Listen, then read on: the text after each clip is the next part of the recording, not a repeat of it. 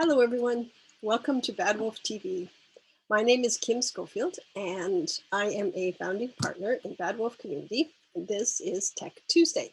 Today, we're going to do something a little different. I wanted to show you some tools as we go through our webinar. So we will start today, as promised, with a workshop on online privacy, safety, and security. We'll be learning about all of these things over the next couple of weeks. And while we are doing that, I will also be showing you some of the tech tools that you can use to communicate online. This particular platform is called ManyCam. And what ManyCam does is it allows me to take Zoom, which is what I'm recording on, and edit a background, which of course we can do in Zoom. I can also then up in the corner, I can add an inset logo. Down below, what you see is a bar where I can type and add information. That's called a lower third. So we'll use these tools as we go through the webinar, and I will add the links in when I post it, so you have them. So I'm going to take that out of the box, and let's get started. We're going to start today with a video about phishing. So it's called How Does That Make You Feel? And this short little 1-minute video talks about how scammers prey on human emotion to get people to fall for their tricks. So that's what you'll see in this little 1-minute video. And I will just turn that on and then we can talk about it after. There we go.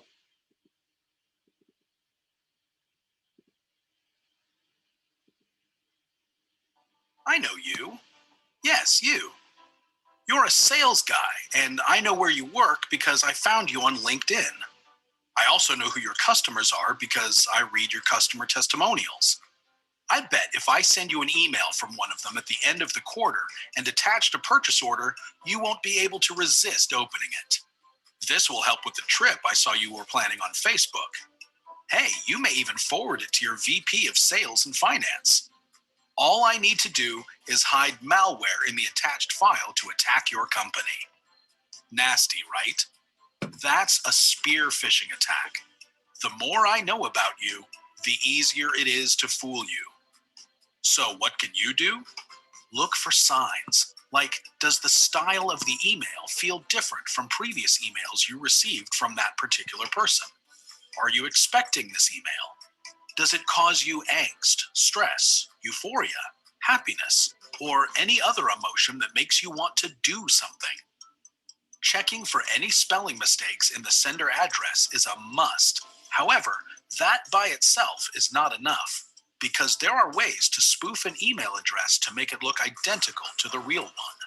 So make it a habit to take a few moments, let the emotions settle down, and call the sender to verify if they actually sent the email.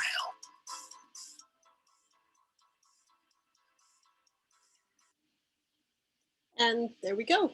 So the tool that we're using for this is obviously a video inset, also another tool from ManyCam, which is very nice to have. And that is a Wiser training video that we will be using many of those over the coming weeks. And what I will do after this tech talk is I will post information and some topics to discuss about the online privacy, safety, and security, and about spear phishing in particular. So phishing is a way of getting people to open emails that they really shouldn't open, getting people to pay attention to things they shouldn't pay attention to. There are so many ways to do that. So we're going to cover a lot of that over the coming weeks. And one of the important things, I'm just going to switch back to my other screen. One of the important things to remember when we do this and talk about security is that cyber criminals are always updating and they're always changing. So as fast as you and I learn to recognize the tricks and techniques that are being used to scam us, just as fast they're coming up with new ones. So we want to make sure that we are always aware of the principles behind them and how and why those principles work. So one of the main principles that a cyber criminal will play on is emotion. They will want you to engage with what they're saying, which could be a sale on some of your favorite things. It could be a sales order if it's coming through at work. It could be an invitation to an event or a birthday party, even an online party these days. It could be anything as simple as a message to click on the site and give your opinion. There are many more ways, of course, many more emotions that we have, from religion to health to our loved ones to all kinds of things, to happiness when we hear from a friend. Anytime you see anything online that seems a bit off, makes you feel, you don't really know why, but you just have a feeling it just doesn't seem right. You haven't heard from that person for a long time, or the wording's a bit different, or you're going, I don't know, they don't usually send me things like that. Maybe it's different. Maybe they have something exciting. One of the best things you can do is call the sender. So call the person that gave it to you, that sent it to you. Find out how they're doing. Talk to them. Ask them if they sent that email. Tell them you are just checking out. And don't use phone numbers, etc., from the email that you're worried about. So go to your contact list, get a phone number. The main thing we want to make sure we do is not use information that's coming through in the email or the other communication that we are a little queasy about. So check everything. Also, be careful. I'm going to get rid of something. So be careful. I'm going to get rid of some of this. Go so far. We want to be very careful about what we share online. We can still share things on Facebook and Twitter and Instagram, wherever we're sharing, talking to people, but be careful. Be selective. Know who you're talking to, know who's responding to you, and just be very careful. Passwords should not include any personal information. No pet names, no family names, things like that. So no pets, family names, birthdays, no, all of those kinds of things.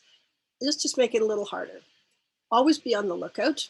Always scrutinize, analyze any communications we get these days. And let's be careful about what we're posting and what kind of information we're giving cyber criminals, scammers, in order for them to then use it to communicate with us in a way that seems legitimate. So if it's at work, take a look at who it's from, contact that person. If it's just your regular email, or if it's a sale, or you get a note saying the order that you put in is on its way, but you don't remember ordering anything, don't click on the link. Go to a new tab. If it's Amazon, for instance, they've said your Amazon order's on its way, or books that you've ordered, whatever it is. Go there, sign into your own account, and check and see, was there an order? And then from your account, you can answer that email or deal with whatever issue is going on. So those kind of hints. Let's be careful. Let's be selective about what we share. When we're making passwords, let's not use our birthdays, family names, things like that. And always open any kind of account or platform in a new tab.